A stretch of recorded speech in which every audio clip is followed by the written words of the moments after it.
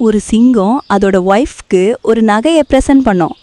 அப்போ அந்த சிங்கத்துக்கிட்ட ஒரு முயல்குட்டி வந்து அந்த நகையை பார்த்து ரொம்ப ஆசையாக இருக்குன்னு சொல்லி வாங்கி பார்த்துட்டு அதை போகிற வழியில் எல்லா மிருகத்துக்கிட்டேயும் காட்டிட்டு விளையாடிட்டு இருக்கோம். அதுக்கப்புறம் அந்த நகையை அதை திருப்பி கொண்டு வந்து கொடுத்துச்சா இல்லையான்னு அதுக்கு மறந்துடும்.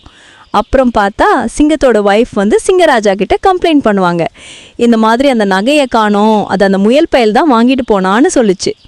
அப்போது சிங்கம் அந்த முயலை கூப்பிட்டு, நீ தானே அந்த நகையை கொண்டு போன அப்படின்னு கேட்கும். அதுக்கு முயல் முதல்ல நான் கொடுத்துட்டேன் அப்படின்னு சொல்லும். அப்புறம் எனக்கு சரியான ஞாபகம் இல்லைன்னு சொல்லும். அப்போ சிங்கம், சரி நீ யார்கிட்டெல்லாம் கொண்டு போய் காட்டினேன்னு கேட்கும்போது முயல் எல்லார் பேரையும் சொல்லும். சிங்கம் எல்லா மிருகங்களையும் கூப்பிட்டு, உங்களில் யாரோ ஒரு ஆள் தான் நகையை எடுத்திருக்காங்க, யாருன்னு சொல்லுங்கன்னு கேட்கும். யாரும் ஒத்துக்க மாட்டாங்க. அப்போ இதுக்கு என்ன பண்ணலான்னு கரடி கிட்ட சிங்கம் ஐடியா கேட்கும். அப்போ அந்த கரடியும் ஒரு ஐடியா சொல்லி கொடுக்கும். அப்புறம் கரடி எல்லா மிருகத்துக்கிட்டையும், நாங்கள் இந்த குகைக்குள்ள ஒரு முட்டையை மந்திரம் போட்டு வச்சிருக்கோம், நீங்கள் ஒவ்வொருத்தராக உள்ளே போய் அந்த முட்டை மேலே கை வச்சு நீங்கள் நகையை எடுத்திருந்தா நான் தான் எடுத்தேன்னு சொல்லிட்டு வாங்க, அந்த நகை தானாகவே எங்ககிட்ட வந்து சேர்ந்துரும், எடுக்கலைன்னா நான் எடுக்கலைன்னு சொல்லிட்டு வரணும்னு சொல்லிச்சு. அப்புறம் யாராவது முட்டையை தொட்டு பொய் சத்தியம் பண்ணிங்கன்னா அது உங்களை இன்னைக்கு ராத்திரிக்கு கொன்னுடும்.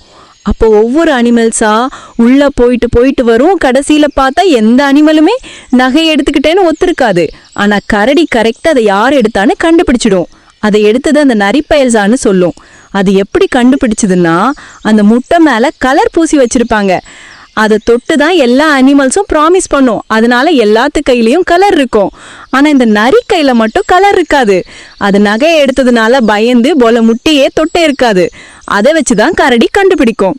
பிறகு சிங்கராஜா நரியோட கழுத்தை பிடிச்சு, இப்போ உண்மை சொல்றியா இல்லையான்னு மிரட்ட, ஐயோ நான் தான் அந்த நகையை எடுத்தேன் அப்படின்னு சொல்லி அதை கொண்டு வந்து சிங்கராஜா கிட்ட கொடுத்துரும்.